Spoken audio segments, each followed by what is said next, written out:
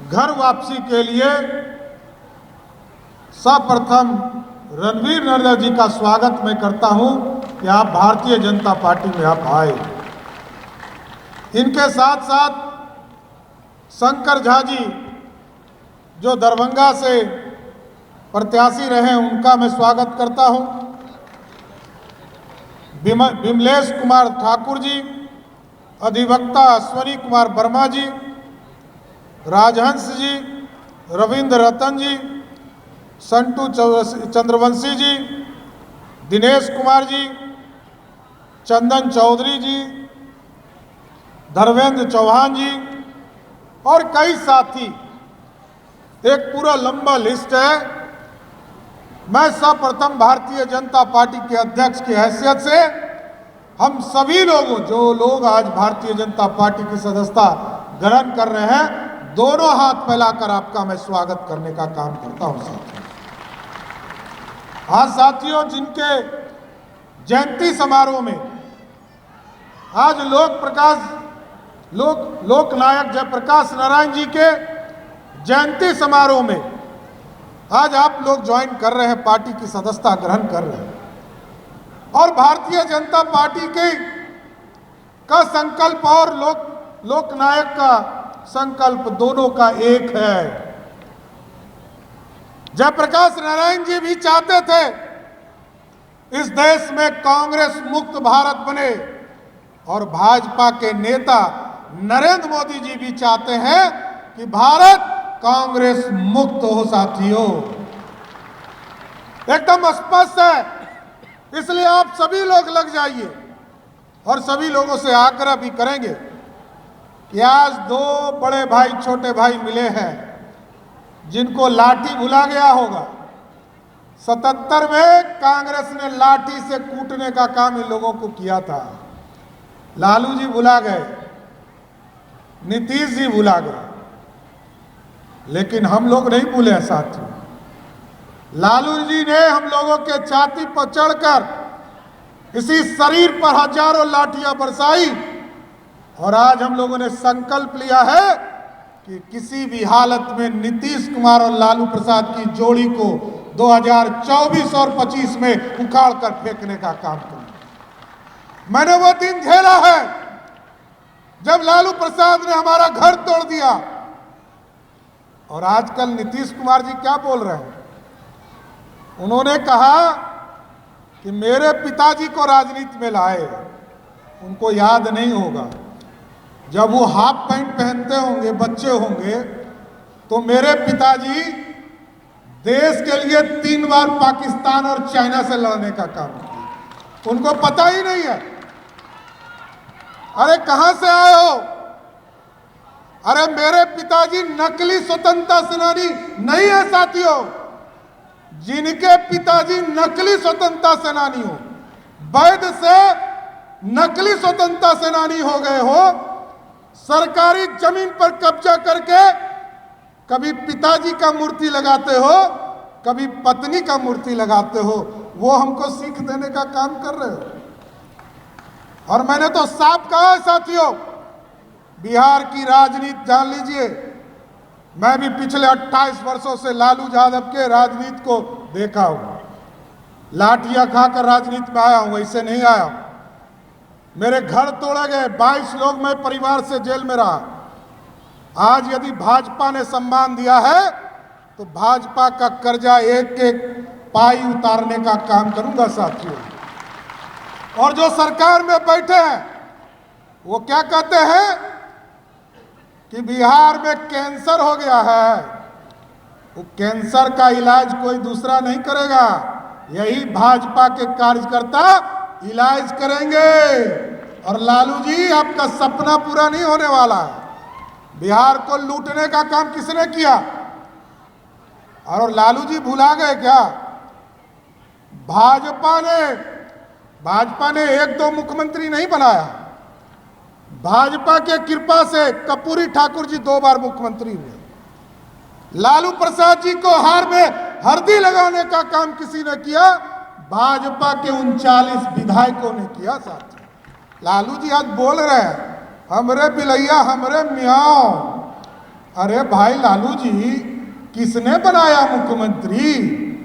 यही भाजपा था जिसने आपको मुख्यमंत्री बनाया, कर्पूरी ठाकुर जी को मुख्यमंत्री बनाया, कांग्रेस मुक्त भारत का सपना देखा, और आज नीतीश कुमार जी 5 बार मुख्यमंत्री बने। कोई दूसरा नहीं है, एक लवकुश समाज था जिसने गद्दी तक पहुंचाया, और दूसरा भाजपा थी जिसने सत्ता तक पहुंचाने का काम किया। भुला गए नीतीश बाबू? एकदम बेफिक्र रहिए। बिहार की जनता को स्पष्ट बताना चाहता हूं, 2024 में नरेंद्र मोदी जी के नेतृत्व में भारत में फिर से सरकार बनेगी और बिहार की 40 की 40 सीट फिर से जीतने का काम करेंगे। ये लोग जाति जाति खेल रहे हैं। अरे जाति जाति में क्या होगा? लालू यादव मुख्यमंत्री बने 1990 में, तब भी भाजपा का योगदान था। मैं जानता हूं उनको 2 ही वर्गों में भरोसा है, तीसरे में भरोसा नहीं है। और नीतीश कुमार जी, आप क्यों बदल गए? अरे आपने तो बिहार को क्या क्या किया, उसका इतिहास यदि मैं खोलूं तो आप शर्मा जाइएगा। नीतीश कुमार जी ने बिहार को शराबी बनाया साथियों। 2005 में जब लालू प्रसाद से सत्ता छीनी गई तो बिहार में मात्र 987 शराब की दुकानें थी, और जब 2015 में 16 में नीतीश कुमार ने शराब बंदी किया साथियों, तो बिहार में 11,000 शराब की दुकानें थी। इसका मतलब है नीतीश कुमार जी ने 10 साल के शासनकाल में 11 गुना अधिक शराबी बनाने का काम किया बिहार में। और पहले तो पंचायत में, ब्लॉक में शराब बिकता था। आज क्या है साथियों? आज एक फोन घुमाइए और होम डिलीवरी मंगाइए, आपके घर पे सीधा शराब पहुंच जाएगा। यही है नीतीश कुमार का। लेकिन आज देश में नरेंद्र मोदी की सरकार है साथियों, जो इस देश के अधूरे सपने को पूरा करता है। सोनिया गांधी ने कहा, राजीव गांधी का सपना था 33% आरक्षण महिलाओं को देना। सपना कब देखा था? 1984 में। पूरा किसने किया? नरेंद्र मोदी की सरकार ने। तो किसको धन्यवाद देना चाहिए? राजीव गांधी को देना चाहिए कि नरेंद्र मोदी को देना चाहिए साथियों? तो देखिए साथियों, दूसरे का भी, कांग्रेसियों का भी सपना कौन पूरा कर रहा है? नरेंद्र मोदी की सरकार। यहां लोग कहते थे कि आज भारत बढ़ रहा है। जिस भारत की कल्पना लोगों ने की थी कि भारत दुनिया का चौथा वर्ल्ड है, और उस भारत को क्या बनाया? आज इजराइल और पैलेस्टाइन में लड़ाई चल रहा है। इजराइल के प्रधानमंत्री रोज रिपोर्टिंग कर रहे हैं। रसिया का लड़ाई चल रहा था। रसिया के लड़ाई में दोनों देश किसको रिपोर्टिंग कर रहे थे? नरेंद्र मोदी को। आज दुनिया में साथियों स्पष्ट हो गया, दुनिया में जो आज डंका बज रहा है उसका कारण 2 ही है। एक, इस देश को श्रेष्ठ बनाना चाहते हैं नरेंद्र मोदी। जहां 2014 में जब प्रधानमंत्री नरेंद्र मोदी बने तो 2014 में 11वें स्थान पर आर्थिक व्यवस्था में खड़ा था। आज भारत 5वें स्थान पर अंग्रेज को हरा कर आ गया साथियों। यह है विकास की किरण।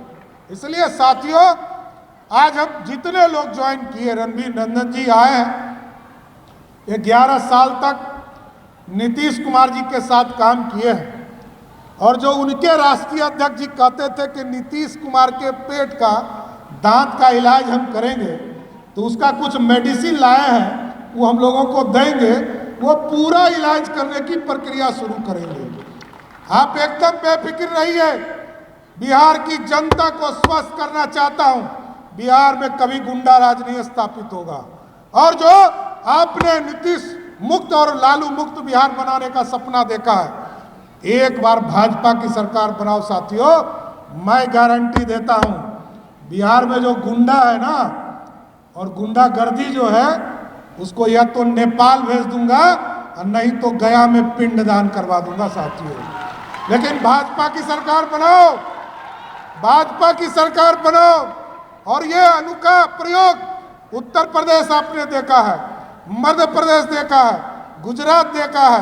भाजपा का कोई कार्यकर्ता जो भी बिहार की गद्दी पर बैठेगा, एकदम स्पष्ट रहिए, भय मुक्त बिहार बनाएगा और बिहार को सुंदर बनाने की कल्पना को आगे ले जाएगा।